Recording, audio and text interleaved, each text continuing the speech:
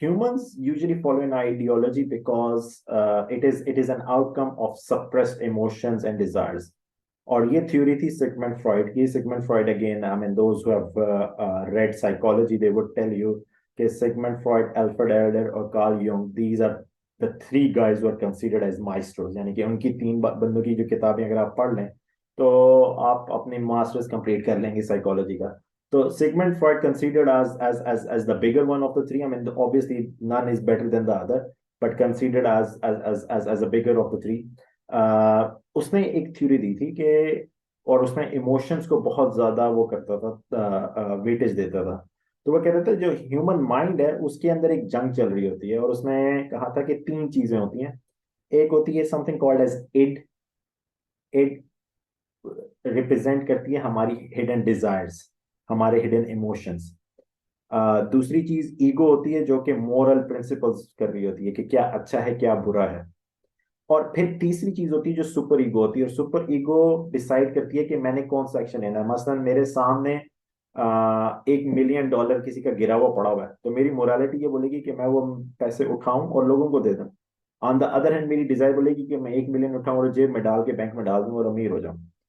अब मैंने ये डिसाइड करना है, यानी कि सुपर ईगो ने ये डिसाइड करना है कि किस चीज को प्रेफरेंस देनी है. तो उसने कहा कि ये एक दिमाग में कांस्टेंट जंग चल रही होती है कि मैंने मॉरल प्रिंसिपल्स को आगे रखना है या मैंने अपने डिजायर्स और इमोशंस को रखना है.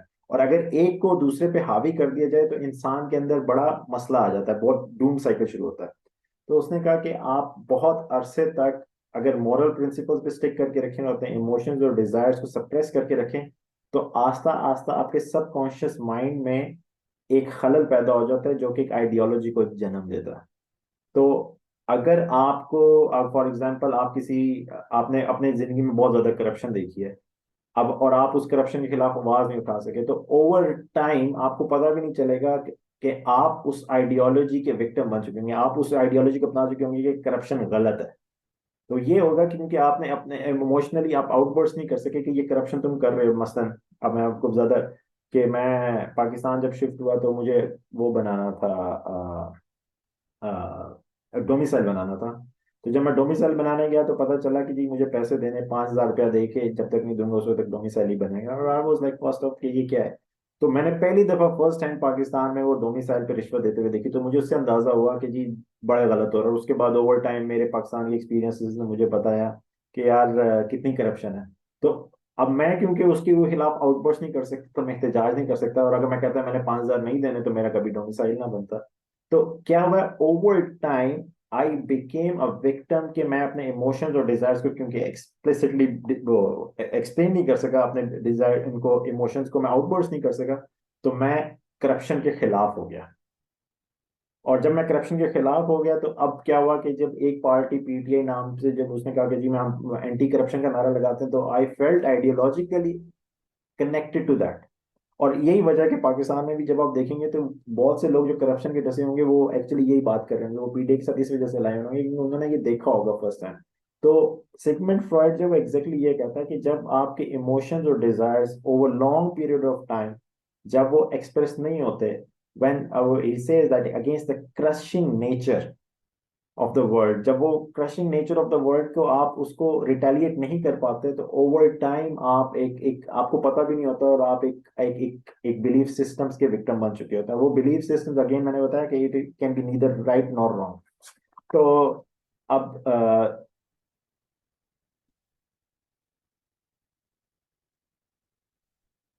अब अमूमन जिन लोगों के पास एक आइडियोलॉजी आ जाती है, एक इसके ऊपर स्टिक हो जाते हैं, तो जो जो बंदा नॉन आइडियोलॉजिकल होता है उसको ये समझ नहीं आती कि ये बंदा अगला ये क्यों ऐसा कर रहा है. और अमूमन the best way they do is they call them a cult, और cult is the best defence. कि ये बंदा पोजेस्ड हो चुका है, इसको कब समझ नहीं आ रही कि ये चीजें जो कर रहा है वो गलत कर रहा है. क्योंकि ऑब्वियसली जिनके पास आइडियोलॉजी वो क्या वो देख रहे होते हैं कि अगला बंदा जो कर रहा है उसके कॉन्स देख रहे होते हैं, प्रोज नहीं देख रहे होते हैं.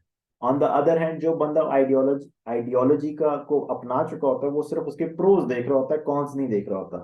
तो हमेशा ये दो इंसान जो इसके पास एक आइडियोलॉजी और दूसरे के पास आइडियोलॉजी नहीं है, हमेशा उनकी आपस में इस वजह से जंग होती रहेगी.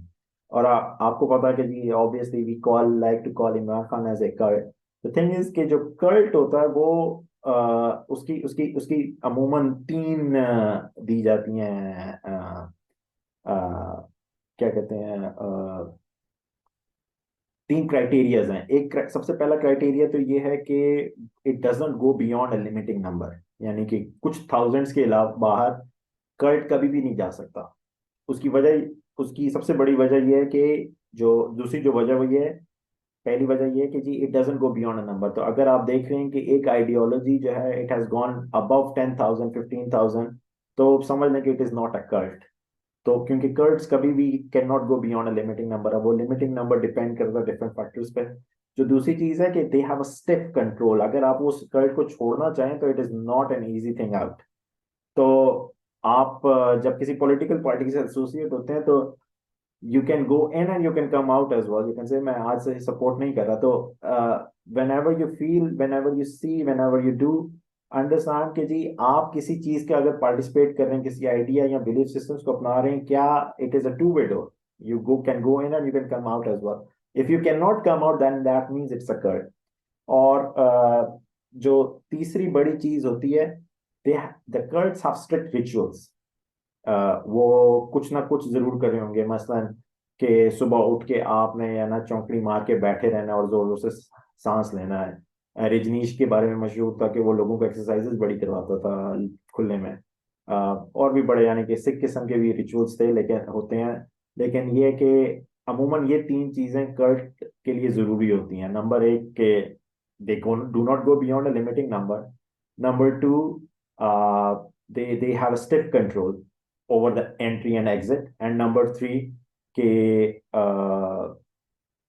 They have strict rituals. अब अमूमन आप ये देखेंगे कि जो रिचुअल्स हैं they can come in pass from या जिस फॉर एग्जांपल आर्मी में,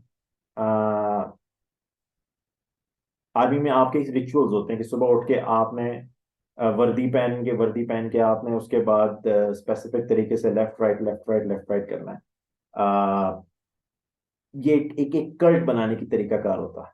ये भी एक कर्ट के हिस्से में आता है क्योंकि उसमें भी स्ट्रिक्ट हायरार्की होती है, एग्जिट सिस्टम आसान नहीं है और आपने स्ट्रिक्ट रिचुअल्स को फॉलो करना है। तो अगर कोई सोशियोलॉजिस्ट अगर आर्मी को स्टडी करेगा वो कहेगा कि actually they follow a very cultist phenomena. और ये सिगमंड फ्रॉइड भी यही बोलेगा। तो हमें ये याद रखेंगे, कभी कभार हम चीजें समझते हैं कि ये वो ऐसी नहीं है, ये army can not be cult, but most of the armies of the world are cult and that is why everyone follows their superiors, क्योंकि कल्ट में होता ही है कि आपने सुपीरियर्स को फॉलो करना होता है। तो स्ट्रिक्ट हायरार्की है और एक्चुअली आप रिचुअल्स कर रहे हैं। तो sometimes we like to call cult people cult which are not really cult, and sometimes we cult is happening in front of us and we do not recognize that। तो हमेशा अपने दिमाग में ये बात याद रखें। और बड़ी एग्जांपल्स है, मसलन नेल्सन मंडेला को कल्ट कहा गया, महात्मा गांधी को कल्ट कहा गया, मोहम्मद सल्लल्लाहु अलैहि वसल्लम को कल्ट कहा गया, हजरत मूसा अलैहि सलाम जब फिरौन के सामने गए थे उनको कल्ट कहा गया। तो अपने दिमाग में हमेशा याद रखें कि ये इन तीन पैरामीटर्स पे एक चीज उतरती है या नहीं, और जैसी वो उतरती है इट मीन्स कि इट इज अ कल्ट और it is not a cult. And sometimes जो मैंने एग्जांपल दी आर्मी की, it actually satisfies all the conditions of a cult.